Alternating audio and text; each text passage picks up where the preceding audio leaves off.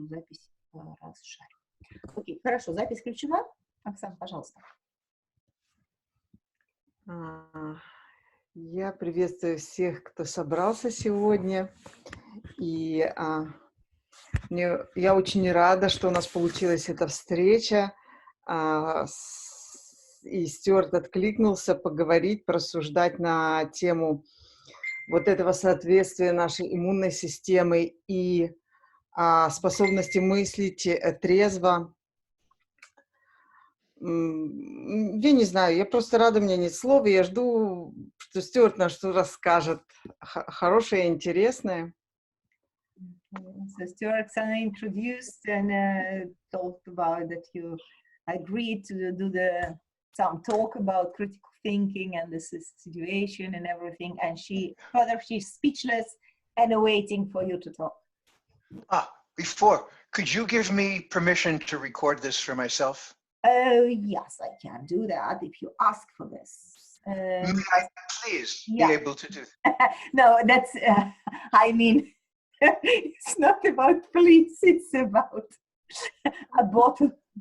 Okay, you get the permission. Oh, that's very kind of you.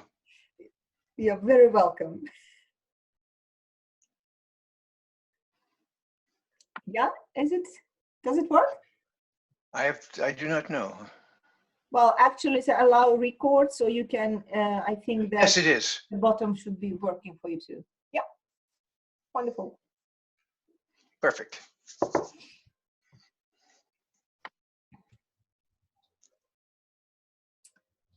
Oh, are we ready to begin, or is it? Yes, it's words to you now. So Oksana made the introduction. It is to me. Oh, so hello, everyone. Speechless and waiting. Yeah. Hello, everyone, and welcome to a shoot presentation that links the immune system with critical thinking. Здравствуйте все, и добро пожаловать в нашу сегодняшнюю презентацию, которая очень короткую презентацию, которая отражает вот эту связь иммунной системы и критического мышления. My adventures with these issues began 60 years ago when I discovered that by altering how I breathed, my whole world changed. Around the same time, I was introduced to Werner Heisenberg's uncertainty principle, which continues to alter my world. И мое собственное приключение вот с этой темой, оно началось 60 лет назад, когда я обнаружил, что изменяет то, как я дышу, весь мой мир тогда тоже меняется. И примерно в это же время меня познакомили с принципом неопределенности Вернера Хайзенберга, который продолжает изменять мой мир сейчас. According to quantum physics, beneath the everyday surface of life, things are events that, like the inhale and exhale in breathing, are inseparably linked. Если мы обратимся к квантовой физике, то сейчас, I'm just sorry. So there's someone asking about chat. Чат открыт, пожалуйста. Чат открыт, пишите там. Yeah, I'm sorry. So then I have to juggle with translating work and hosting work, administrating. But okay, I think it's now okay. Okay, если мы обратимся к квантовой физике, то под поверхностью повседневной жизни то все вещи — это некие события, и они так же, как вдох и выдох дыхания, они все события между собой связаны, точно так же, как связаны вдох и выдох. If you want complete knowledge of where something is, which is the particle aspect, then you have no knowledge of how it's moving, the wave aspect, and vice versa. И если мы хотим узнать о том, где находится что-то, да, где находятся эти события и вещи, да, то есть такой тот аспект, который мы можем назвать как частицы. Если мы хотим знать о том, где что-то находится, то тогда мы не можем знать, как оно туда попало, как оно двигается, да, волновой аспект вещей. И наоборот. If you want the exact, quote, right words, then you completely miss the poetic beauty of events, and vice versa. Если мы хотим найти верные, точные слова для чего-то, то тогда мы можем упустить красоту поэзии событий, и наоборот. And of course, for the ordinary activities of life, this subtlety does not really matter. However, the closer you come to the heart of what matters to you as a human being, the more this reality is unavoidable.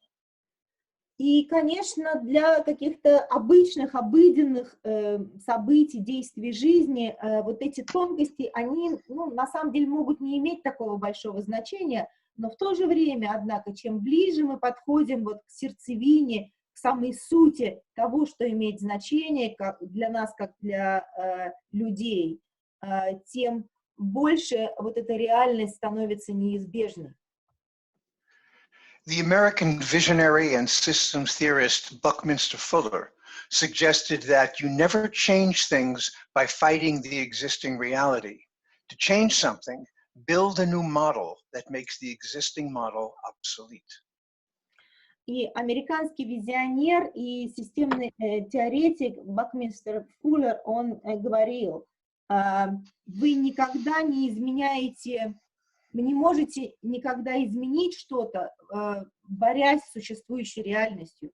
Чтобы что-то изменить, выстроите новую модель, которая тогда сделает уже существующую модель излишней. My master's degree was in operations research, one of the first scientific systems thinking disciplines. Its most basic methodology is to gather together a wide range of disciplines and perspectives to explore the interconnections between them. И моя магистерская степень была в области исследования операций, и это математическая, и одна из первых научных системных дисциплин. И ее самая базовая, основная методология заключается в том, чтобы собрать вместе широкий спектр дисциплин и перспектив и посмотреть, как они связаны между собой. This was done in order to discover the core principles from which a hybrid model and method can be designed and tested. И это было сделано для того, чтобы обнаружить, найти ключевые принципы, из которых могла бы быть создана гибридная модель и методы. Могли быть созданы. I have been blessed with the opportunities to study many disciplines and have had many unusual and interesting experiences. И мне посчастливилось, что у меня были возможности изучать очень разные дисциплины и получить очень много необычных и интересных опытов. The image on the slide is from an experiment in translating the classical Chinese idea of Ren, which lies at the heart of the teachings of Confucius. И вот этот слайд, рисунок этот показывает эксперимент, который переводит, что ли, классическую китайскую идею Рен, которая лежит в сердце учения Конфуция. У кого-то звонит телефон, отключайте, пожалуйста. Yeah, sorry, there's sounds. Yeah. What if to be is to be in relationship with the natural world, with the social world, with each other, with yourself as a soma, a thinking, feeling, moving being, with the universal forces, with the heart we all share, or as it is expressed in Sanskrit, namaste. Что если быть, бытие, это значит быть в отношениях с миром природы, с социальным миром, друг с другом, с самим собой, как с сомой, мыслящим, чувствующим, движущимся существом, с мировыми космическими силами, с сердцем, сердцевиной того, что мы все разделяем, или так, как это выражено на санскрите «намасте». And what if how you handle this complex web of relationships affects everything you do and everyone you encounter? А что если то, как вы взаимодействуете с этой сложной сетью взаимоотношений, влияет на все, что вы делаете, и на всех, с кем вы встречаетесь на пути? As a conceptual building block or biological stem cell for this global systems approach, I chose the primitive boundary function. И как некий такой базовый концептуальный строительный блок, или, может быть, если мы говорим в биологической парадигме, стволовую клетку вот этого глобального системного подхода, я выбрал такую примитивную функцию границы. Physiologically, a cell membrane is semi-permeable, with strong walls to maintain its integrity and openings to permit nutrients to enter and waste products to leave. That is, it is an open system. Физиологически клеточная мембрана является полупроницаемой. У нее есть сильные крепкие стены для того, чтобы поддерживать свою целостность. И есть некие окошечки, открытия, да, для того, чтобы позволять питательным веществам проникать внутрь и отходам жизнедеятельности выходить наружу. То есть таким образом это открытая система. From the perspective of critical thinking, a boundary can be understood as a linguistic distinction or name. С точки зрения критического мышления, границу мы можем понимать как лингвистическое различие или же как имя. Boundary is simultaneously self-boundary, identity boundary, field boundary, body boundary, and of course, boundary as immune system. И граница может быть одновременно обозначать как границу «я», границу себя, границу идентичности, полевые границы, телесные границы и, конечно же, границы как иммунную систему. Viewed separately, it is difficult to navigate the relationships between them. Viewed from the perspective of the boundary function itself, the relationships are much easier to navigate, coordinate, and harmonize. И если мы посмотрим на все это по отдельности, тогда нам будет очень сложно как-то навигировать, да, находить путь вот в этих отношениях между всеми этими понятиями границ. А если мы посмотрим на них с точки зрения функции границы как таковой, тогда все отношения, они гораздо более, в них проще ориентироваться, навигировать, координироваться и гармонизироваться. From a systems perspective, the boundary belongs neither to what is inside nor to what is outside. The boundary itself is an organ of relationship, that is, an organ of отношения. И с точки зрения системной теории, граница, она не принадлежит ни одной из сторон. Это и не внутри, и не снаружи. Граница сама по себе – это орган отношений. From the perspective of boundary as immune system, its most basic job is to protect the boundary's fundamental integrity. Speaking in the language of the spinal centers or chakras of energy anatomy, we're talking about the root chakra or first center. И с точки зрения границы как иммунной системы, ее наиболее такая базовая функция заключается в том, чтобы защитить эту фундаментальную целостность границ. И если мы говорим в терминах чакр или центров энергетических или энергетической анатомии, то мы тогда говорим о корневой чакре, о первом центре. When your boundary is in a relaxed mode, not worrying about self-protection or danger, it is much easier to think with shades of gray, with subtlety, ambiguity, and uncertainty appreciated and utilized. Когда ваша граница находится в такой расслабленной модальности, не беспокоиться о том, чтобы защитить себя от опасности, то тогда нам гораздо проще думать о оттенках серого, о всяких тонкостях, о неоднозначности, двусмысленности, о неопределенности. И неопределенность, она тогда принимается и используется. When your boundary is in self-protection mode, your options for action and reaction become fewer and fewer. When the situation is most dangerous or is experienced as most dangerous, you are seemingly left with only two choices, fight or flight.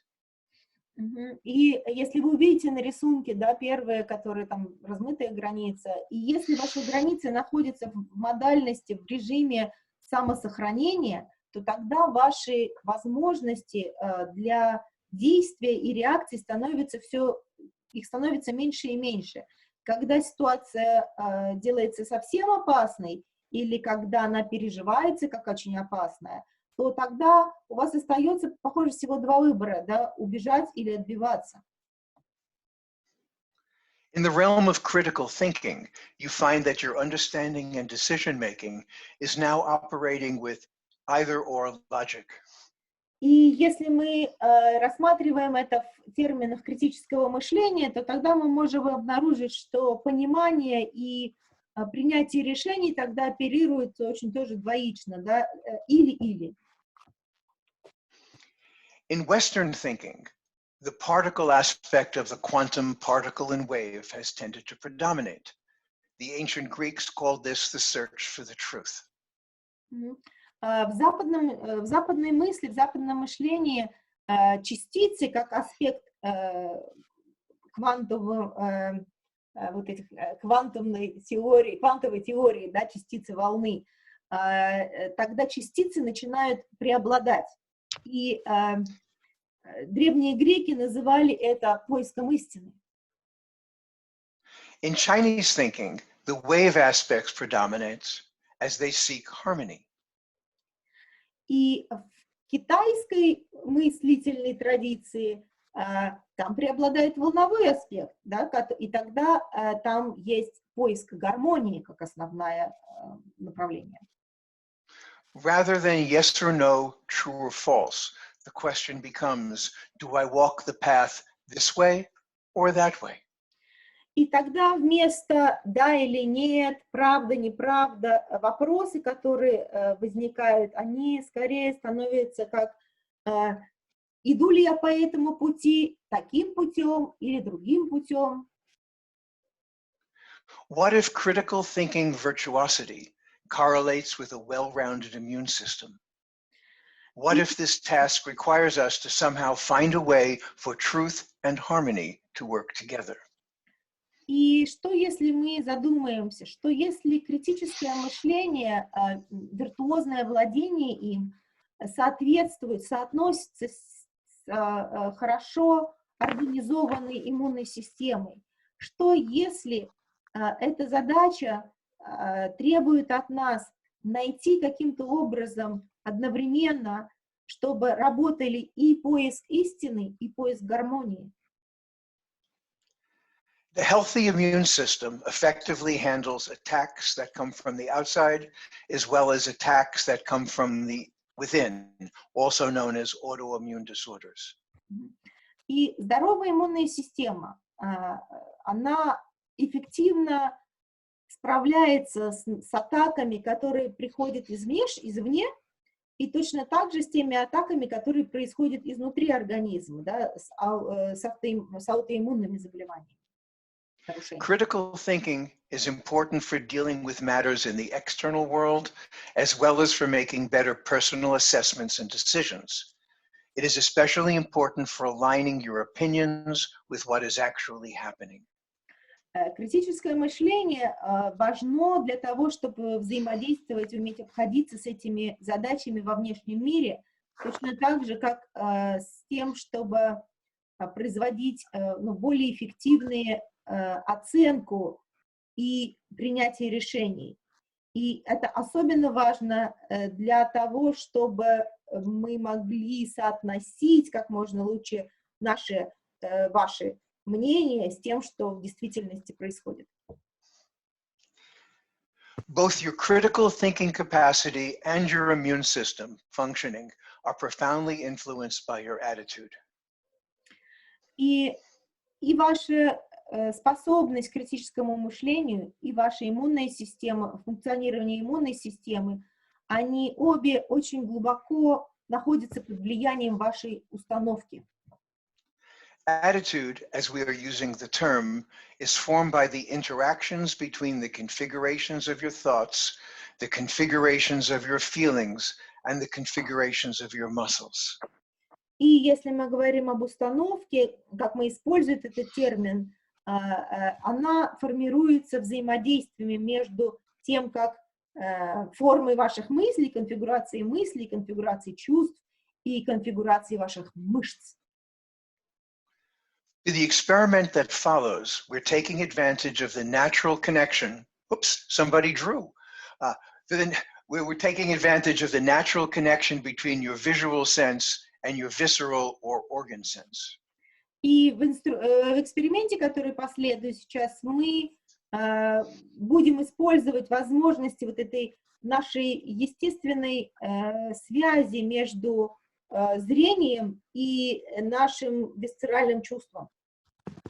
Because our focus is the relationship between immune responses and critical thinking, I ask that you pay more conscious attention to changes in your thoughts than to how you feel emotionally and muscularly. И так как наш фокус сегодня на том, чтобы посмотреть на отношения между иммунным ответом и критическим мышлением, я попрошу вас уделять больше внимания вашему произвольному вниманию, более произвольное внимание, осознанное, изменениям в ваших мыслях, нежели чем изменениях в ваших мышцах или в эмоциях. This is a simple and difficult thing I ask. How you handle it also gives you important information. И эта задача, которую я прошу вас сделать, она одновременно является простой и также и сложной. Как вы с ней будете справляться, это тоже также даст вам и информацию, важную информацию для размышления. Each image illustrates one of 4 instinctive responses to an encounter with a person, object, idea, or feeling. Ага, и здесь вот вы видите рисунки, и каждый из рисунков, он иллюстрирует один из 4 инстинктивных откликов на встречу с человеком, объектом, идеей или чувством. As you look at these images, notice where your eyes take you. Which image or images draw your attention? Which ones seem to take more effort to see? And at this time, the reasons do not matter. И когда вы смотрите на эти рисунки, замечайте, как ваши глаза, куда ведут вас ваши глаза, какой рисунок или рисунки привлекают ваше внимание, какой из них, возможно, требует больше усилия для того, чтобы его увидеть. И в то же время причины, неважно, да, по какой причине, просто замечайте ваш отклик. So just look and notice. Просто смотрите и замечайте.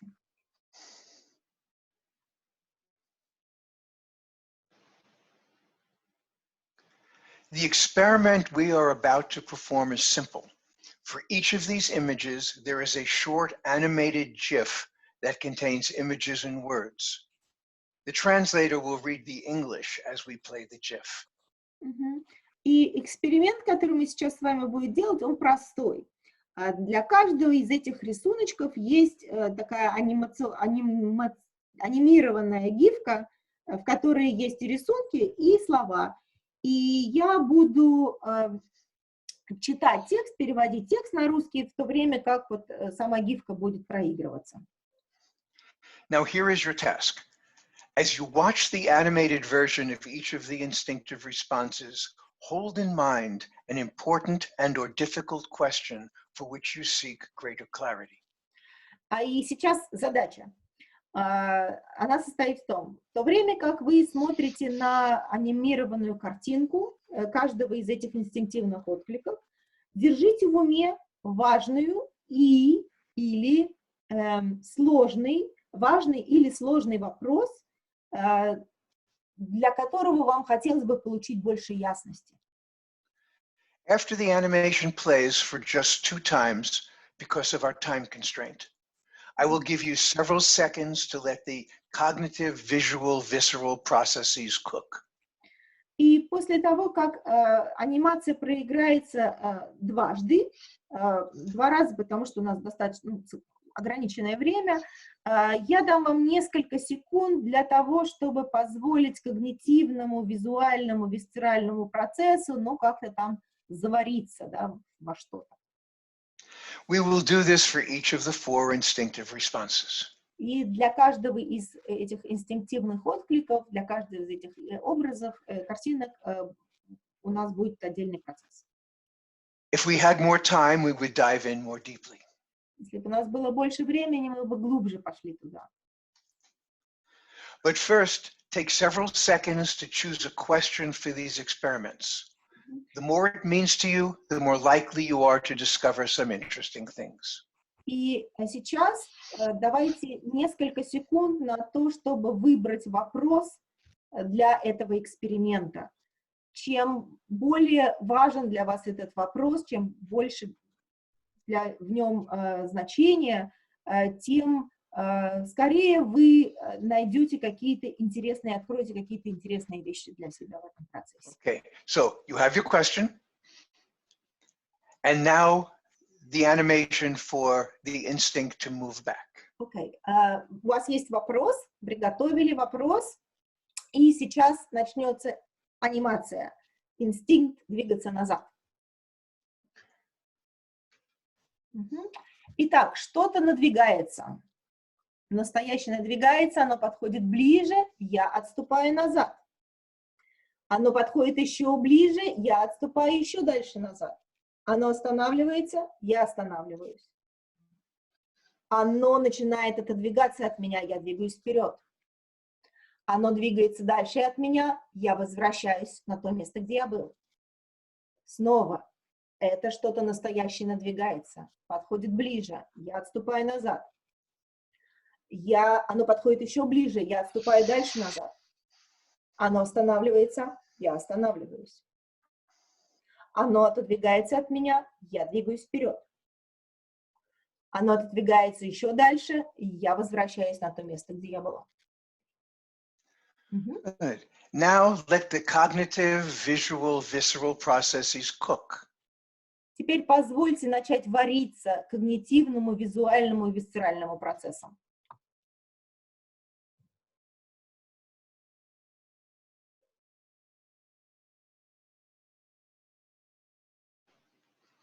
And for now, pause your thinking and prepare for another response. И сейчас ваш мыслительный процесс можете поставить на паузу и приготовьтесь к следующей части эксперимента, к следующему. Okay. Now we have the animation for the instinct to move away. А сейчас будет картинка про уходить, двигаться от. Что-то надвигается. Чувствуя его на расстоянии, я начинаю отодвигаться. Оно подходит ближе, а я двигаюсь дальше от него. Чем больше оно пробует... Оно надвигается. Чувствую его на расстоянии. Я начинаю отодвигаться. Оно подходит ближе. Я отодвигаюсь дальше. Оно... I'll give you one more time. The last one, just it's a long phrase. I can't read it. Yeah. Okay. Оно пододвигается, я двигаюсь дальше от него. Чем больше оно старается повлиять на меня, тем более исключенным я становлюсь. Yeah. Luckily, the image itself, I think, conveys what it means. И несмотря на слова, даже я думаю, что картинка сама уже начинает искать какие-то реакции. Yeah. So let your reaction to seeing this movement interact with the question that you're holding and listen for what it has to tell you. Позвольте вот реакции, которые у вас возникает, взаимодействовать с тем вопросом, который вы для себя держите. Просто наблюдайте за тем, как взаимодействие этих двух вещей происходит. Okay, now the instinct to not move. Инстинкт не двигаться. Presence approaches. Что-то не двигается. Оно подходит ближе, а я не двигаюсь. Оно подходит еще ближе, я становлюсь более твердым. Оно ударяет меня и отскакивает от меня. Это надвигается. Оно подходит ближе, я не двигаюсь. Оно подходит еще ближе, я становлюсь более твердым. Оно ударяет и отскакивает от меня. And again, let it cook. You don't have to worry about complete answers, but do you feel something different, and how did it influence your question? И сейчас просто позвольте реакции, да, вашему отклику начать как-то вариться, перевариваться. И даже если не возникает каких-то инсайдов, ответов, то позвольте реакции просто быть. Okay, now the last one, the instinct to move forward or toward. Сейчас последнее – это инстинкт двигаться по направлению к. Что-то надвигается. Я отодвигаюсь назад, чтобы встретиться с этим. Оно подходит ближе, и я снова двигаюсь по направлению к этому. Оно продолжает двигаться ко мне, а я двигаюсь к нему. Что-то надвигается. Я пододвигаюсь вперед, чтобы встретиться с ним. Оно подходит ближе, и я двигаюсь тоже ближе. Оно продолжает двигаться по направлению ко мне, я продолжаю двигаться по направлению к нему. Good. And again, let it cook. И снова позвольте этому просто начать вариться в вас внутри реакции. Good. Now, here are all 4 images. Итак, вот эти 4 образа, 4 рисунка. But as you look at them, hold your question in mind. И когда вы сейчас смотрите на эти 4 сразу, просто держите ваш вопрос в уме. Where do your eyes want to move? Хотят ли двигаться ваши глаза сейчас? Куда они вас... Which image or images draw your attention? Какие из этих рисунков привлекают ваше внимание? Which seem to take more effort to see? Какие из них, может быть, требуют больше усилия, чтобы их увидеть? Right. For this very chut-chut presentation, I was trying to make a linkage between the immune system and critical thinking. И в этой маленькой коротенькой презентации я попробовал сделать такую связь, да, провести связь между мышлением и иммунной системой. The purpose of this experiment was to watch the movements of the different instincts. И смысл этого эксперимента в том, что было увидеть паттерны движения этих разных инстинктов. And allow this to influence your cognitive process. И позволить им повлиять на ваш когнитивный процесс. Right. If we had much more time, we would take a long time with each one. И если бы у нас было больше времени, мы бы на каждом из этих откликов могли бы более подробно останавливаться. Yeah. But right now, the important thing was, one, when you looked at the different animations, did you experience something different? Но вот на сегодня вот важным моментом было, да, заметить, если вы смотрите на различные каждую из этих анимаций, замечали ли вы, что ваш отклик... Right. So with regard to strengthening your own immune system, your ability to recognize the differences will interact on a deep level with your immune system. И вот So the more you notice, the better. И вот если мы говорим об иммунной системе, чем больше вы замечаете вот эту разницу отклика, тем самым как будто бы больше дифференциация происходит в отклике иммунной системы. Чем больше дифференцировать, тем лучше. Yeah, sorry. And the second part of the experiment, could you allow your visceral response to influence your cognitive process? И вторая часть эксперимента заключалась в том, чтобы происследовать, как ваш висцеральный отклик может влиять на ваш когнитивный процесс. Yeah. Most of us have been trained to separate the two. Потому что большинство из нас были натренированы в том, чтобы разделить эти два процесса. But by honoring the small differences, you begin to build the bridges. Но когда мы начинаем замечать маленькие различия, это позволяет нам начать строить мосты. Which also works that the way in which you think can strengthen or weaken your immune system. И это также могло позволить различить, что разный способ отклика, оно может усиливать или ослаблять вашу иммунную систему. So when Oksana asked me to do this, she said at this point now she would set up a way for you all to have to design some questions for me, and then I will attempt to answer them. So Oksana, I pass it on to you. И сейчас, когда мы разговаривали с Оксаной, то есть идея, наверное, была в том, что, возможно, вот эта презентация, вопросы, эксперимент, у вас вопросы возникнут, и вы можете их задать, а Стюарт попробует на них ответить. Okay. Да, и сейчас тогда, Оксана, слово тебе. Стюарт, do we need a presentation now, the images, or we can see? I have no idea.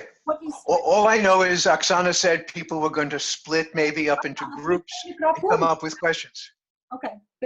Whichever way you want to do it. Оксан, микрофон включать надо. Да, окей, говори. Ну, идея у нас была такая, что Стюарт расскажет то, как он думает, а вот в группах люди сформулируют вопросы, либо какие-то свои рассуждения, что они думают по этому поводу и какой бы вопрос они захотели задать, потому что у нас 100 человек, да, и на 100 вопросов Стюарт не успеет ответить, а вот, например, за минут 5-7, возможно, группы смогут сформулировать какие-то вопросы и задать Стюарту. Я здесь увидела, здесь в чате была опция, что, похоже, не включался чат, да, то есть сейчас... Не включался, у меня не включался точно. Ну, он не включался, все правильно, да, но одновременно переводить и оперировать чатом было тоже нереально. То, что надо было меня включить. Хорошо, ну давай тогда раздели на группы, поскольку там человек у нас получится, сколько групп можно сделать. Давайте я сделаю тогда, сейчас разделю. Сколько у нас есть групп? У нас сейчас 96 участников. Ну что, по 5, по 6 человек? Да, по 5, по 6 человек, и от каждой группы, ну... Так, я открыла комнаты, вам каждому из вас сейчас придет приглашение на экран. Вы нажимаете, вы переходите в вашу комнату, у вас будет там по 4 или 5 человек в группе, и тогда вы сможете как-то обсудить, проговорить, может быть, сформулировать вопросы от каждой из групп. Вот, и какие-то из них вот мы сможем, и вы можете их потом писать. Угу. А мы со Стюартом здесь? Ну да, вы можете, окей, так, сейчас, секундочку. Да, ну ты можешь, Оксан, тоже присоединиться, я думаю, или мы можем остаться подождать, да. Угу. Ну, я присоединюсь, поговорю, посмотрю, с кем я. Хорошо. Так. Ага, пожалуйста, кто еще не присоединился в комнату, найдите. Так, unassigned, двое у нас unassigned. Сейчас мы их найдем куда-нибудь. Так. Кто-то присоединился еще. Окей. Пожалуйста, так, кто-то просил помощь в какой-то комнате.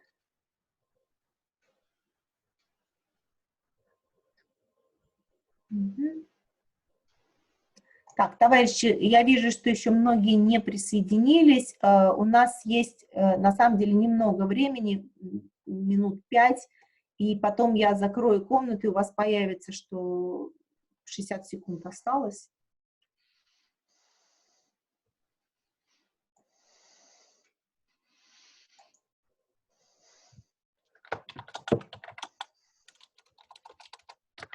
Мы уже в комнатах были. Но если вы здесь, вы не в комнатах, вам нужно принять... Нет, я просто нажала на кнопку «Войти» и никуда не попала. Нажми еще раз. Сейчас. А не появляется. Сейчас.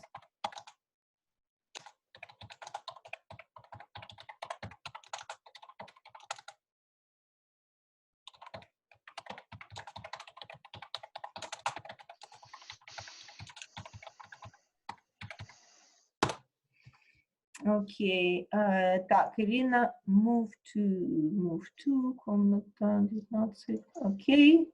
Была комната 20, но я в нее не попала. Не попала, я тебя в другую поставила. Пожалуйста, если кто желает, кто еще не присоединился. Вот я смотрю, в комнате 17 только одна девушка есть. Наталья Рыбак, Павел Гуцу, Светлана Мишина. Заходите в вашу комнату, принимайте приглашение. Где мое приглашение? Оно должно у вас появиться на экране. Нет, пока.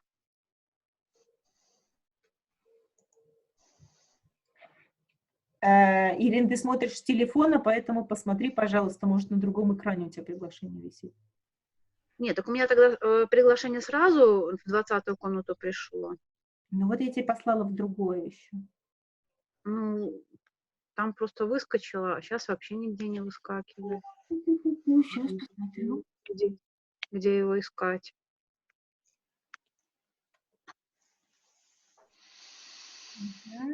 Ничего не видно. Тогда сразу выскочила, и я нажала кнопочку «Войти». А сейчас? Так, Игорь, если так, приглашение вас найти надо среди 100 человек, как же я это сделаю-то, чтобы еще раз посылать? Ага, вот нашла.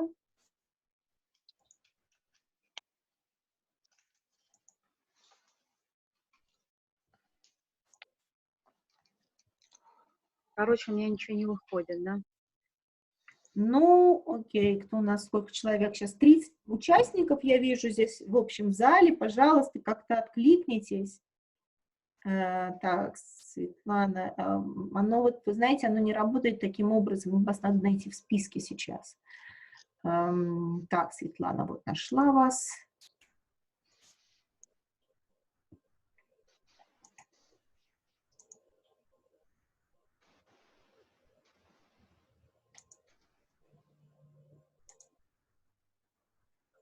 Не приходит приглашение. Ну, другим пришло, не знаю. Нету его. Окей, Светлана, я вам отправила, вы пока не присоединяетесь, ваша комната номер 16. Игорь бросила повторно, да, не пришло, да.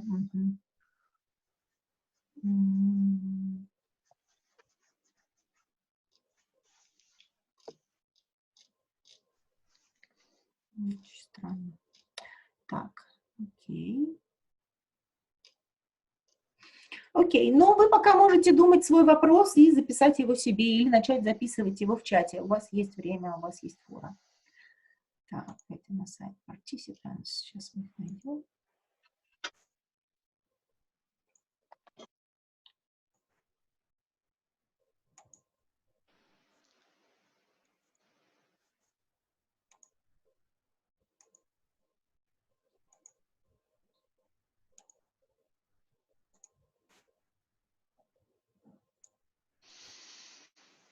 Окей.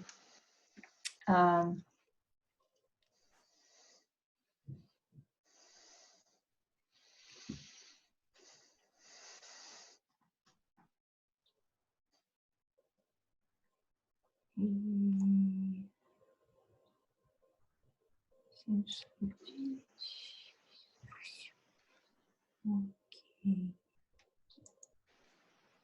Хорошо, и сейчас я через минуту комнаты закроются, so the rooms will be closed in a minute, so people will come back and hopefully to write their questions. Yeah, so when Stuart, when the questions in 40 seconds, everyone's back, and then I have a question already here in the chat, so I'm going to read it. And big question, how much time do I have? Big question. Okay, Оксан, сколько времени есть?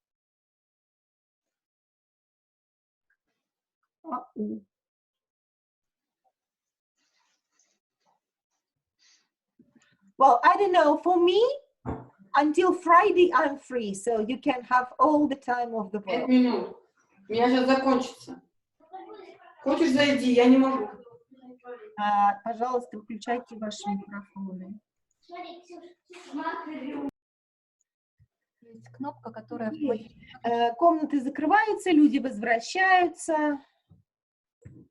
Ага. Так, и, уважаемые участники, надеюсь, что у вас какие-то в вашем обсуждении появились вопросы или в индивидуальном вашем мыслительном процессе. Пожалуйста, пишите. So, Stuart, I don't know, I don't hear anything from Oksana, and, well, what would you be able to, how much you going to? I have time, so yeah. whatever works. Okay. Okay. Можно звуком озвучивать вопросы? Или писать надо? Я думаю, что может быть удобнее писать, просто потому что тогда мы не запутаемся и не пропустим. Вот. Или, если прям очень хочется голосом, ну, давайте голосом. Можно я попробую тогда озвучить? Да. Окей, тогда ждите вашей очереди. Очередь? Я первый? Да. Нет. Я начинаю. Наш коллектив хотел бы задать такие вопросы. Рассматривая вот эти паттерны поведения, меняя их... Вы кто? Представьтесь, пожалуйста. Я Сергей.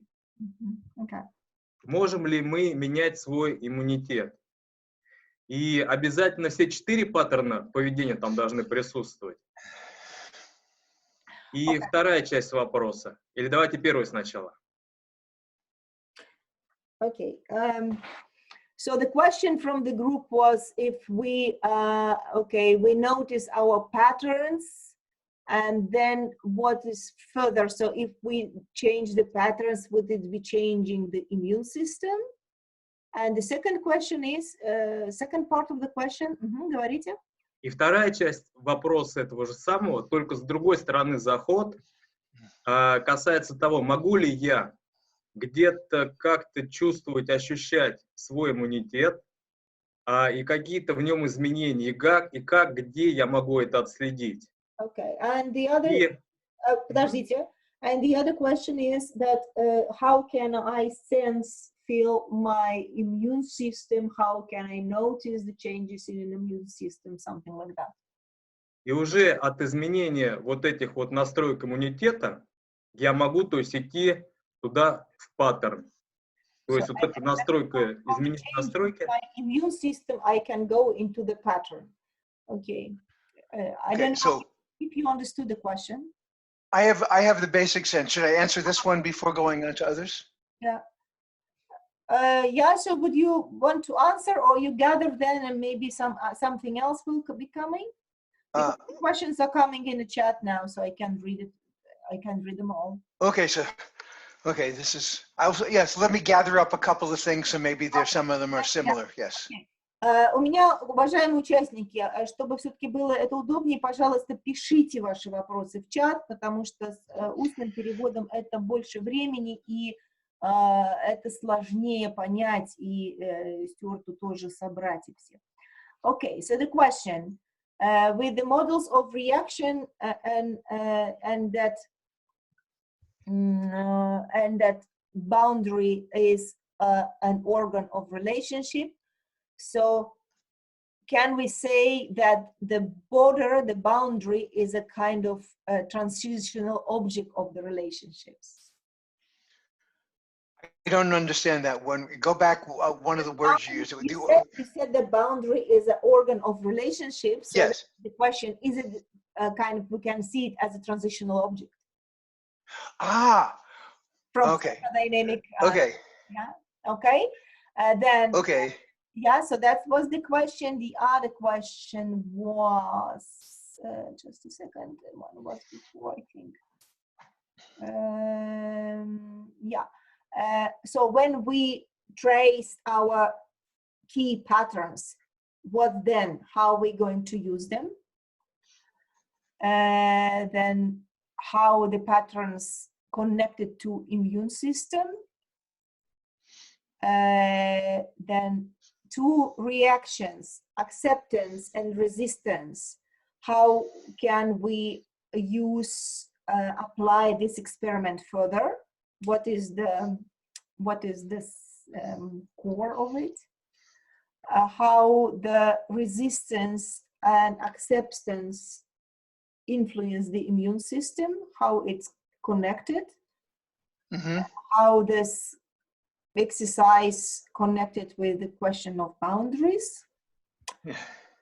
Then is the question, which tactics of reaction in current situation is optimal, because now it's kind of firework of circumstances and reactions of the body on it. Oh my goodness, so, I lost it, okay. Body on it, and then it's kind of with a huge speed every day something changes. So some kind of responses, they are not getting out of the system, they are stuck in the body. Too much, too quick, too everything. So that's a big question, but I think very, very up to date. Then next, okay, I can stop for now. Maybe for this patch you can give. Yes, because this already will take a couple of weeks. I know. Well, at least. Yeah. So first, while you were in your little breakout rooms, I had a chance finally to see some of the names of people who were here. So for those of you who I already know, it's a pleasure to know that you're here, and I miss you. I look forward to seeing you again soon. И прежде всего хочу сказать, пока вы в малых группах обсуждали, у меня был шанс увидеть имена, и есть знакомые имена. Пожалуйста, кто, с кем мы уже знакомы, кто был, я хочу сказать, я очень рад, что вы пришли, и я скучаю по вам, и надеюсь увидеться. Okay. I will attempt. Oh, how much time literally do I have, Oksana, to try to speak? It's as long as Julia will ready to translate you. Now they give. That's not fair. Not fair to Julia. Okay.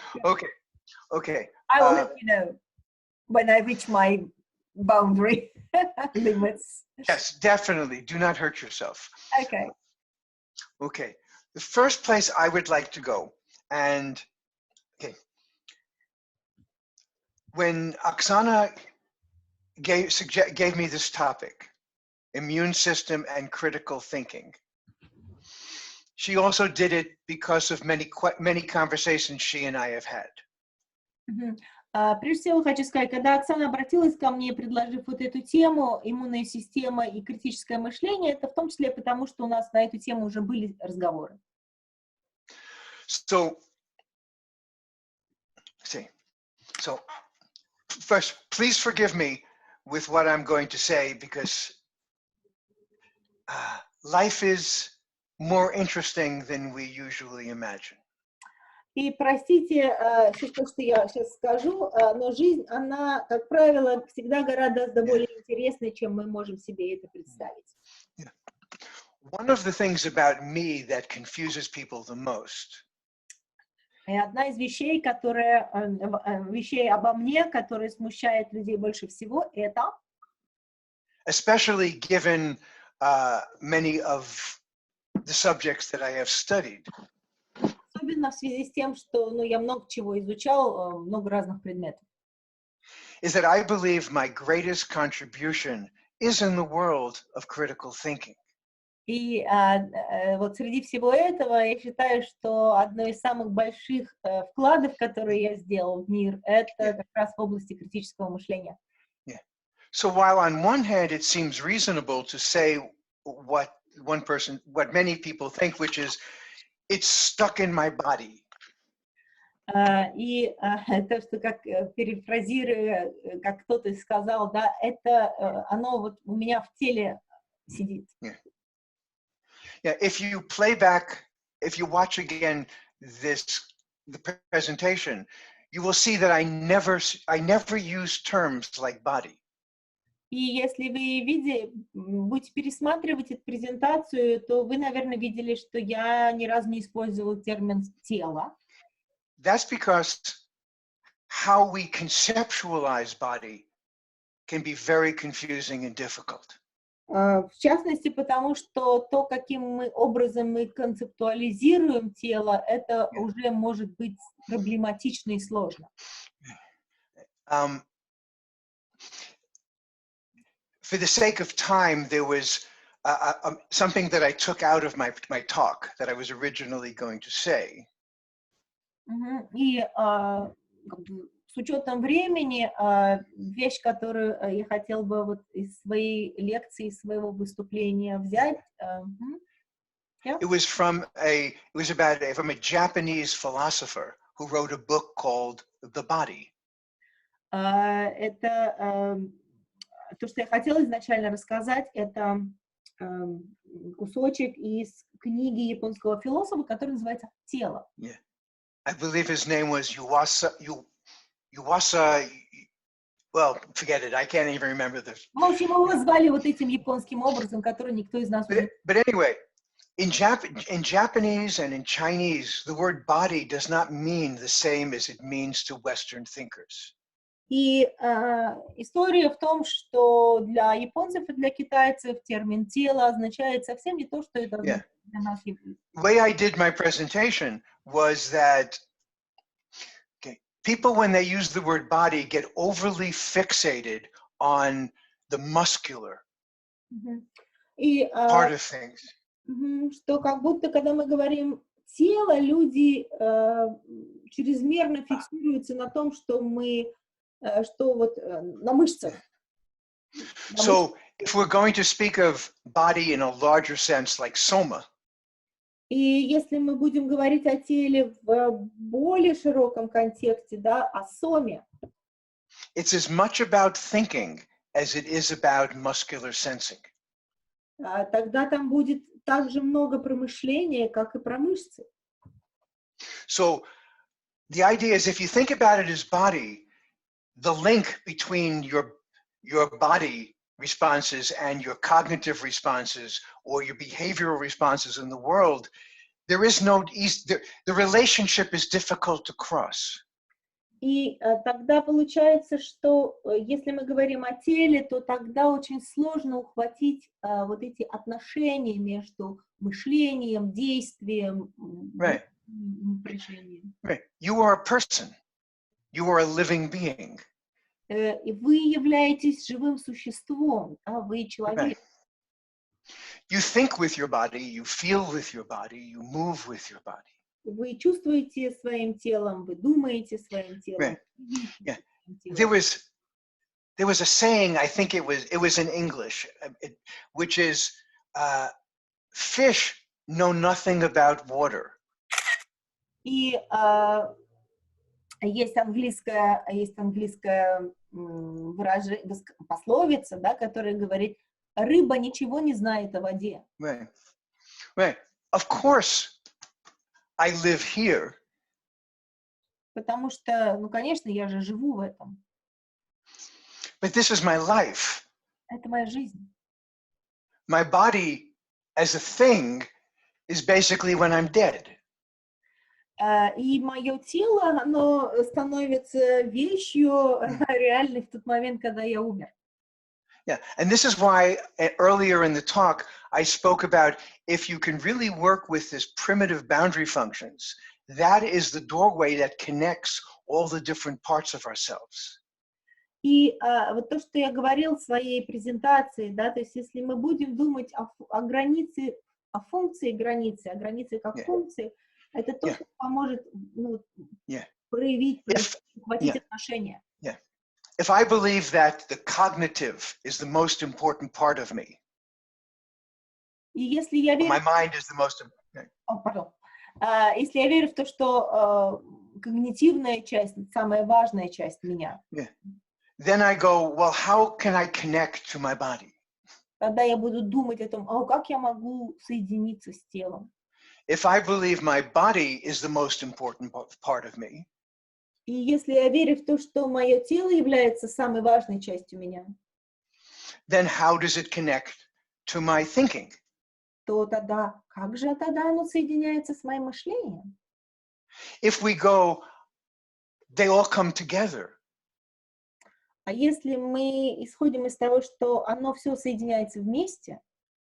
Yeah, so yes, we could get stuck in a particular pattern of response.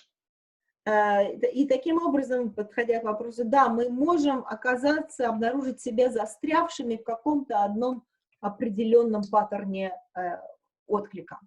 Yes, but that's as much a cognitive stuck as it is a muscular stuck. Но это точно так же когнитивное застревание, как и мышечное застревание. The issue is not whether it's in the body or the mind. The issue is I'm stuck.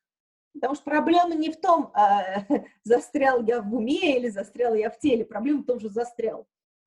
Somehow I lost the wave function of life, the continuous change. То есть каким-то образом я потерял вот эту волновую функцию жизни, да, то есть вот этого изменения континуума. Континуум изменения. Yeah. So let me go back to the images. Okay. Сейчас позвольте вернуться к картинкам. Okay. Now, so pardon me, I'm trying to find words in English. Okay. So, yes. For those of you who know me, have heard me say many times, about these affairs, I do not think in English. I have to translate into English. И те, кто меня знает, те, кто меня знает, они знают, что я часто говорю, я не думаю на английском, мне нужно перевести на английский свое мышление. Right. Early in the presentation, when I spoke about boundary functions, I also said that linguistically, that's also related to us putting names on things. И когда я говорил о функциях границ, если вы помните, я говорю, что также лингвистически это в том числе включает в себя, наименование, давание имени. So to stay vibrantly alive, и для того, чтобы быть очень такими ярко живыми, which means no name can be taken as the true name. Это означает также, что ни одно имя не может быть истинным именем. Which means no one response pattern is the right response pattern. И это значит, что ни один из этих паттернов отклика не является правильным. In every different moment and in every different circumstance, the tensions, the difficulties, the challenges are different. Не является единственным правильным. В каждый из моментов времени вызовы, которые приходят, они будут разные. So, speaking from myself as a martial artist, и если я говорю сейчас из своего опыта, из своего опыта единоборств, боевых искусств, I can never know which of these responses I need in the next moment. Я никогда не знаю, какой из откликов мне будет необходим в каждый из моментов. Right. So let's say if you study karate. Например, если вы занимаетесь карате. Karate is a art that emphasizes the energies of not move, the solidity. И Things bounce off of me. И карате, это то направление единоборств, которое подчеркивает вот эту твердость, да, вот этот паттерн не двигаться. If I study Tai Chi, Если я занимаюсь тайчи, the techniques combine the energies of moving back and moving away. и тогда паттерны, которые, да, вот энергия этого вида, она будет комбинировать вот это двигаться назад и двигаться, отклоняться, да, избегать, уклоняться. There is a well-known strategic idea, which is the best defense is a good offense. И есть такая идея, это стратегическая, что лучшая защита — это нападение. That uses the response to move towards what's coming. Которая как раз использует идею двигаться по направлению к. Yeah. There's another saying, I don't know if it's in Russian too, which is, if the only tool you have is a hammer, then every problem is a nail. И есть выражение, говорит, не знаю, есть ли такое в русском, но давайте, что если у вас молоток, то все вокруг будет для вас гвоздями. Right. There's been more literature that's saying people often assume that having an optimal immune system is the same as strengthening it. И как будто есть тоже такая идея, что оптимальная иммунная система, значит, ее надо усиливать. But if you're too strong, particularly in one way, you will try to repeat that again and again, even if it's the wrong move for what is happening now. Но если у вас какой-то один из паттернов развивается как сильный, то тогда появляется тенденция использовать его снова и снова, даже тогда, когда он не является хорошо, не очень хорошо подходит. So again, my talk today is about the immune system and critical thinking and their relationship. И снова тема моего сегодняшнего разговора — это иммунная система, и критическое мышление и их взаимоотношения. I am not looking at them separately. Я не смотрю на них по отдельности. So if you only have one way of thinking that you use for every kind of problem, И если у вас есть только один тип мышления, который вы используете для любых типов проблем, надо, не надо. from the point of your overall health and functioning, it is no different than having only one major immune response. Can you say it again? I didn't get it. Okay, so having only one way to think is not different than only having one immune response. Только один способ мышления. Я вырываюсь, я не вникаю. 20 минут 10. Okay, so just sorry. Okay. Иметь только один способ мышления — это примерно как иметь только один способ иммунного ответа. So I'm trying to weave through the questions that I've been given. Ага, и я сейчас попробую пройтись по вопросам, которые мне дали, да, and then we have more questions, some very interesting, I see. Okay. Yes, so all of these questions were already so interesting, we could spend weeks working and exploring them. Все вопросы, которые вот до сих пор озвучены были, они уже достаточно там материала на двухнедельное обсуждение. So in a sense, both whether you're talking about your immune system or whether you're talking about critical thinking, from the perspective from which I am coming, having versatility is more important than having one strong way to do things. И говорим ли мы о критическом мышлении, говорим ли мы об иммунной системе, наверное, основной пункт в том, что иметь доступ к разнообразию важнее, чем иметь какой-то один хороший, наработанный способ реагирования. Okay. So let me go back to Okay, so and let me translate between thinking again and the immune system. Someone asked about acceptance and resistance. Ага, и позвольте, ну, вот еще поговорить, да, вот это отношениях мышления и иммунитета. Кто-то говорил про принятие и сопротивление. Yeah, that discussion relates also to the two images on the bottom. The move back, that will be more acceptance, and resistance, the not move. Ага, и вот это принятие и сопротивление, это как бы может соотноситься с двумя откликами, типами откликов, которые вы видите на рисунке, да, внизу, то есть вот это движение назад и не двигаться.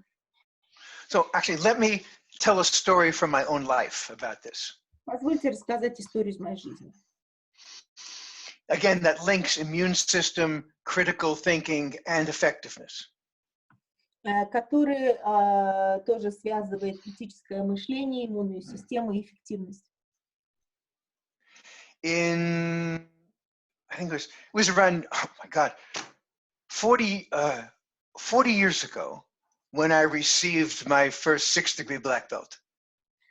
40 лет назад, когда я там свой первый черный пояс получил, to me, that meant that now people could attack me now that I'm a 6-degree black belt. I can't, if somebody wants to confront me in public, I'm a 6-degree black belt. I have to deal with this. Ага, то есть и тогда это было как, окей, теперь на меня могут нападать, у меня там уже стоит дан, у меня черный пояс, теперь, если что случится, у меня есть вот чем отбивать.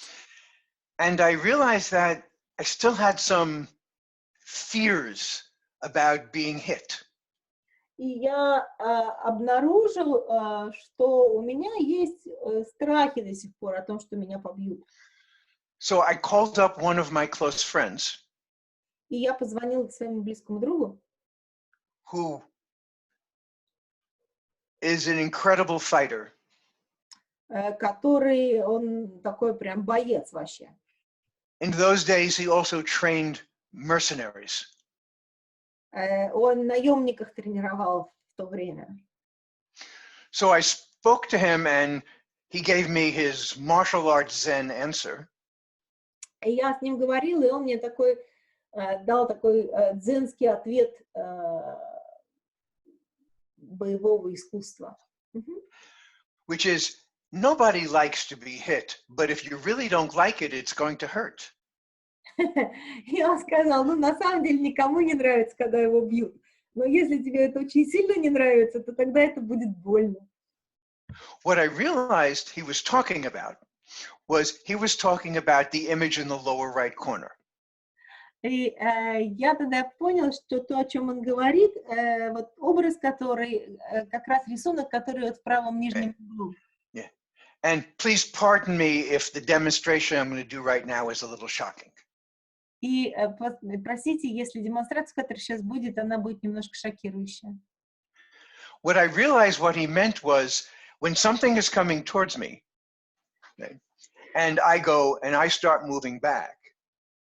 То, что я понял, что если что-то ко мне подходит, и я начинаю отодвигаться от этого, It's like, oh my God, I can get hurt. это как бы, о, сейчас мне будет больно. But if I let it hit my flesh, Но если, it's just, it was a sensation, not an emotion. но если я остаюсь там, где есть, и оно меня ударяет мою плоть, но so it hit your flesh, but... но это просто ощущение, это не эмоция. Yeah, I got it. So in the context of looking at these four images, it was as though before he gave me his answer, И это было как бы, прежде чем он дал этот ответ, мне вот это понимание пришло. if I were to look at these four images, my eyes would have moved away from the not move solid image. Ага, что если бы я когда бы стала бы смотреть на эти картинки, мои глаза бы, они убегали бы от вот этого не двигаться, да, вот с толстой границей рисуночка. Once I, in a sense, could see that image, oh yeah, things could bounce off of me. That's okay. Убегали от этого, да, что я стою, а от меня все вещи отскакивают. Right. So to get ready for this presentation, I did some tests for myself. И чтобы, когда я готовился к этой презентации, я немножко поэкспериментировала на себе. And in particular, I was thinking about someone and an issue, something that I'm having to deal with that really makes me go crazy. И ну, что-то, с чем я взаимодействую, что-то из этого меня сводит с ума. And I realized I couldn't really even easily look at this image. My eyes didn't want to see it. Я обнаружила, что прям мне было прям сложно смотреть на эту картинку. Глаза бы ее не видели. Now I have trained myself so that my eyes tell me things. И я тренировал себя в том, чтобы мои глаза, да, то, как мой взгляд работает, чтобы это давал мне информацию. Yeah, because I am very nearsighted, I have always been interested in how to see better. И потому что я всегда был заинтересован в том, как лучше видеть. And in the 1930s, an optometrist last name was Bates, invented an approach to make vision be better. И, может быть, помните, в 30-х годах был такой оптометрист Бейтс, ну вот, может быть, помните, была книжка одно время очень популярная, который был заинтересован в том, как улучшить зрение. And one of his comments about people who are nearsighted И один из комментариев о близоруких людях был такой. Is that they tend to fixate their vision. When they're looking, they tend to stare. И то, что при близорукости там есть такая тенденция у этих людей зафиксировать зафиксировать взгляд. То есть они такие пялятся, да, фиксированным взглядом. And I discovered, oh, he was right. As soon as I read it, I realized I was staring. И когда я узнала об этом, понял, что да, я понял, что я вот фиксированным взглядом уставлялся на это. So I said, okay, I'm not going to stare. И я сказала, окей, я не буду тогда пялиться. And the next thing I knew, I was staring someplace else. And you were staring what? The next thing I knew is that I was staring someplace else. Someplace else. Ага. И в следующий момент я уже обнаружила, что я пялюсь на что-то еще. So I realized, so every time I was aware that I was staring, I relaxed and let my eyes move until they stared again and I let them move.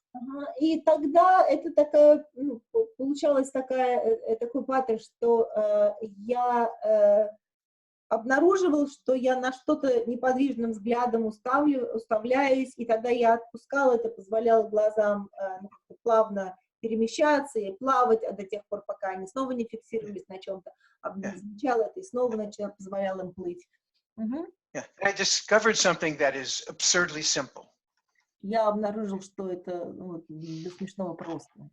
Usually when we think about vision, we think about visual acuity and what happens with the eyeball and whether it's too long and how it focuses. То есть, когда про зрение мы говорим, то очень часто концентрируемся на том, что там с глазным яблоком, что там с хрусталиком происходит. There are muscles that surround the eye. Но там есть мышцы, которые окружают глаз. Yeah, so that's communicating a different message. Where am I looking? И эти глазодвигательные мышцы, они как-то коммуницируют нам другое послание, куда я смотрю. Yeah, and I began to notice that my eye, when I would look at somebody, И когда я стал замечать, что когда я смотрю на что-то, на кого-то, if I accepted that I tended to stare and would keep relaxing, my eyes would move around them and find particular places to see. И что если у меня возникало ну, какое чувство, что меня принимали, то тогда мои глаза могли перемещаться плавно, да, временами на каких-то определенных точках. Yeah. So I realized that where I'm looking is also giving me information that connects to my whole neuromuscular system. И это позволило мне замечать то, что куда я смотрю, это также дает мне, ну, на чем мой взгляд останавливается, это также дает мне информацию о моей собственной нервно-мышечной системе. So if everybody closes your eyes for a second, И сейчас and then when you open, and then when you open your eyes again, и через секунду откройте их снова. Which of those 4 images draws your eyes? Откройте их снова и посмотрите на экран, и какой из этих рисунков привлекает ваше внимание, ваш взгляд притягивает. Which of those images do your eyes almost want to look away from? Какие из этих рисунков вот вам хочется на них не смотреть и наоборот взгляд отвести от них? It's beginning to give you information about what attracts you, what repels you. Это начинает давать вам информацию о том, что вас привлекает, а что вас отталкивает. And this is information that is found in both the immune system and in your thinking. И это та информация, которую вы можете обнаружить и в вашей иммунной системе, и в вашем мышлении. Yeah. So one of the ways I test my immune system. И один из способов, которым я тестирую свою иммунную систему. But first, an assumption that I am making. Во-первых, это предпосылка, которую я делаю. I have no direct ability on the biological cellular level to know what is happening. То есть мы говорим о предпосылках, да, то есть у меня нет такой неврологической возможности на клеточном уровне замечать, чувствовать, что происходит. But the immune system is not just biological. Но иммунная система, она не только биологическая, не только на биологическом уровне. From a larger systems viewpoint, с точки зрения больших систем, да, более... My immune system, or as in Chinese medicine they call it, the defending spirits. Моя иммунная система, или то, как в Китае это называют защищающие духи, are my simple and subtle movements towards things that are coming, away from things that are coming. То мои вот эти реакции двигаться к вещам, которые приближаются, или отодвигаться от них. Yeah. So what I sometimes do, because I know these images, I've seen them many times, I can visualize them. And as I visualize them, I notice what I am experiencing. И так как я эти картинки, уже много с ними имею дело, да, я могу их визуализировать, и когда я их визуализирую, я могу замечать, какая реакция во мне происходит. Yeah. So if I'm thinking about a situation and I try to imagine, for example, the not move image. Если я думаю о ситуации и воображаю, представляю себе вот этот паттерн не двигаться. And I discover that either it is difficult for me to visualize it. И если вдруг я могу обнаружить, что мне вот сейчас это очень сложно представить. Or a story starts developing that basically tells me how it doesn't like this. Или какая-то история начинает во мне развиваться, которая, говорит мне про то, что что-то не то. Or I have an emotional response that makes it difficult to stay with that. Или во мне поднимается эмоциональный отклик, который делает сложным оставаться с этим образом. Then I draw the conclusion that, I think that immune response is not functioning well for me right now. То есть, когда вот это все происходит, я могу прийти к заключению, что вот сейчас в этот момент вот этот иммунный отклик, наверное, для меня не будет работать лучшим образом. Now, if you are a very kinesthetically oriented person, И если вы кинестетически ориентированный человек, you will notice more of the muscular, energetic response. может быть, тогда вы будете больше мышечный ответ замечать. If you're more emotionally and psychologically oriented, Если, you will tend to notice the emotional и если вы story. психологически, эмоционально ориентированы, то, наверное, вы будете больше эмоциональную историю замечать. And if you are extremely cognitively oriented, И если вы больше всего ориентированы когнитивно, you might go, oh, I am having a difficult time even visualizing this clearly. то вы можете обнаружить, что вам даже сложно это визуализировать ясно как-то. It doesn't matter which channel you get this. Неважно, какой канал вы используете для того, чтобы получить это. But ideally, over time, Но в идеале со временем, again, given that the focus of this presentation was the immune system and critical thinking, и просто помним, да, что фокус у нас был сейчас на иммунной системе и критическом мышлении, I want to open more of the channels for perceiving отношения. я хочу, чтобы просто открывалось больше каналов для того, чтобы вот воспринимать вот эти отношения. And I want to go back to one other point with this. In one sense, отношения and boundaries are two ways of saying the same thing. И в каком-то смысле отношения и границы — это два способа говорить об одном и том же, в одном и том же феномене. Yeah. It's become common in more popular psychology or self-help. И это такое очень общее место в такой популярной психологии и всяких книжках самопомощи. To hear someone say, my problem is I have no boundaries. Когда кто-то говорит, моя проблема в том, что у меня с границами плохо. I don't know if you've ever heard someone say that. Наверное, слышали вы такое? Yeah. From the context of boundary functions in general, И в контексте функций, барьерных функций, функций границ в общем. we could say the person is having a real experience, but their label for it is completely incorrect. И мы можем сказать, что у человека есть некие переживания, есть некий опыт, но то, как он его, каким ярлыком описывает, не является неверным. Because if you really had no boundaries, Потому что если бы у вас нет границ, there would be no self, no I to have an experience. то не было бы и я, который имеет этот опыт. But people who tend to talk about no boundaries tend to have heightened levels of reactions. И люди, которые говорят, что у них нет границ, у них есть тенденция усиливать уровень реакции. Which actually relates to the move away kind of responses. То в какой-то степени коррелирует с откликом избегания.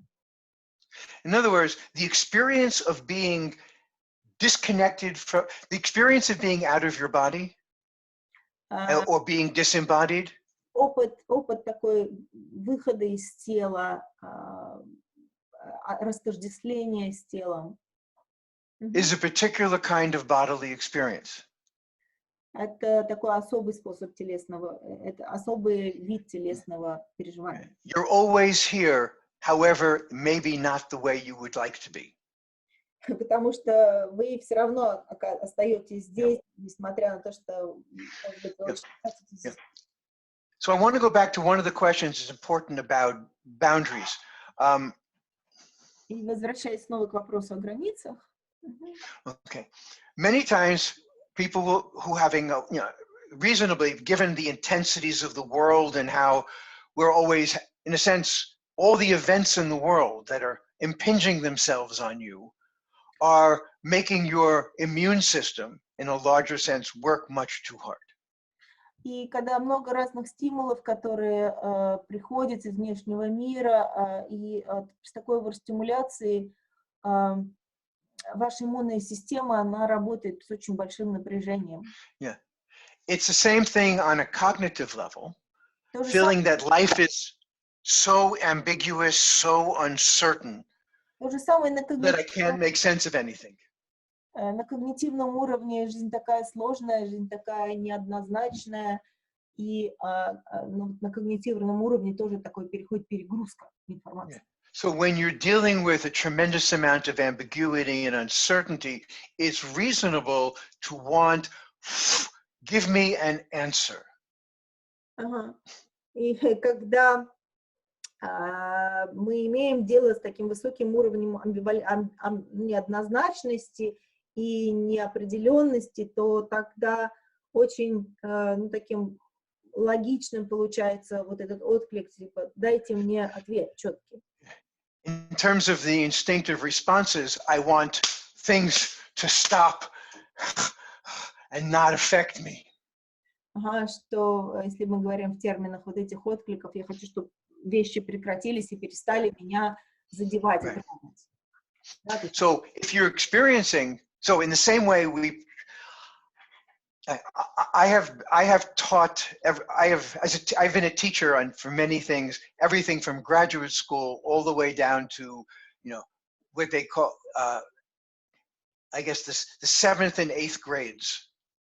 In the United States, they're called junior high school. В средней школе, early teenagers. Да, вот подростки. And so, and I was a math teacher. А я был там учителем математики в средней школе. And some of the kids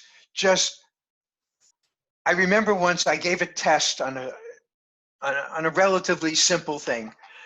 And one of I'd watch the students, some of them could wrestle with the difficulties. И я наблюдал, что некоторые из учеников, они, как-то так вот, wrestle with it, you have to intellectually struggle. Да, у них были сложности, да, вот какие-то сложности интеллектуальные. I'm just noticing, I'm reaching my limit of translation ability. Oh, good, I only have one tiny small thing. Yeah, okay, I'm just saying it's not the next 5 minutes, but maybe next 10 minutes. Yes, this has been a long time. Okay. But there were other students who would rather make a wrong answer that they knew was wrong, just so the anxiety of not knowing would disappear. И что вот некоторые имели сложности, то есть когда они испытывали некоторые интеллектуальные какие-то сложности с обучением, что они скорее были готовы дать неверный ответ, зная, что ответ неверен, лишь бы только освободиться от тревоги неизвестности. So in other words, whether I'm talking about an intellectual issue or whether I'm talking about a issue of danger, physical danger, I'm talking the same way. И опять же, да, говорю ли я об каких-то интеллектуальных, да, процессах, мыслительных, или я говорю о какой-то физической угрозе, опасности, я говорю об одном и том же. Yeah. By talking about boundary responses, that links these different worlds, the more physical and the more cognitive. И если мы говорим в терминах ответов, да, откликов границы, то мы таким образом начинаем соединять физический мир и интеллектуальный мир. Yeah. Without a language of boundary responses, these two worlds seem completely different. И без вот терминов, без языка функций границ, эти два мира выглядят абсолютно несоединяемыми, отдельными. Yeah, I want to end with an idea from a very famous Japanese samurai named Miyamoto Musashi. Okay. И хотела бы завершить с идеей, которую высказал японский самурай вот с тем именем, который Стюарт только что произнес. In his book, A Book of Five Rings. Книга Пяти колец. And he said, he listed several important secrets to being able to handle all sorts of different issues and different issues on any level. Well, again, sorry. Oh, and he listed several important things Он такой that список would help you deal with problems any place in your life. Список каких-то таких важных вещей, которые вот описывают любую проблему в любой области. And it's actually a statement about boundaries. И там есть такое положение о границах. So here is a secret from a master warrior. Вот вам сейчас секрет от мастера воина. Okay, are you ready? Готовы? Я? Honor the insignificant. Чествуйте незначительное.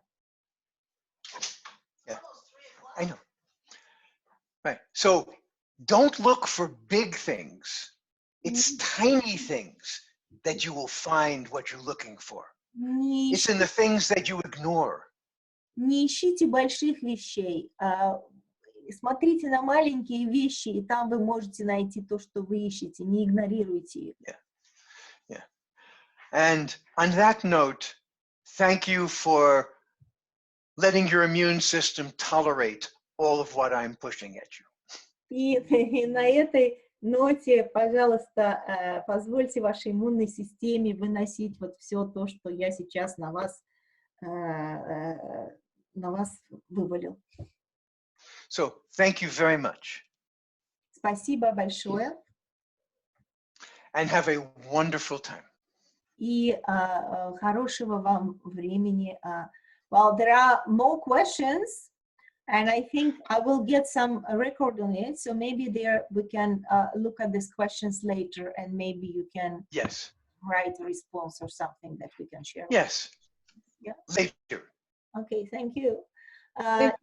Если ваши вопросы, которые интересны, может, мы потом просто уже из чата их письменно Стюарту передадим, и, может, он найдет возможность как-то на них, опять же, текстом или как-то... Завтра. Tomorrow. Завтра, не сейчас. Okay. Stuart, thank you very much for your answers, because many people asking, oh, I never think in that way, like Stuart gave us. So yes, right. Even though I am known as a master of movement, it's because of the way I think. That is my secret for moving, the way I think. И некоторые считают, что я мастер движения, но это я мастер движения, потому что я мастер мышления. So, be well, enjoy, thank you. Будьте здоровы, хорошего вам всего. До свидания, спасибо. Спасибо всем. Goodbye. I go goodbye. Goodbye. Я хочу сказать, что у Стюарта есть очень прекрасный курс в интернете. И вот кому интересно, вы можете присоединиться. Ну, я, Люся с Асей, которые меня познакомились со Стюартом, я им тоже очень благодарна за это. Вот, и у нас тоже есть вот очный курс. Я надеюсь, что Стюарт к нам приедет все-таки после карантина. Я его уже очень жду. И Кэрол тоже. Кэрол, привет. Yes. Okay, so goodbye. Be well. You too. I go goodbye. Goodbye. Bye-bye. Goodbye.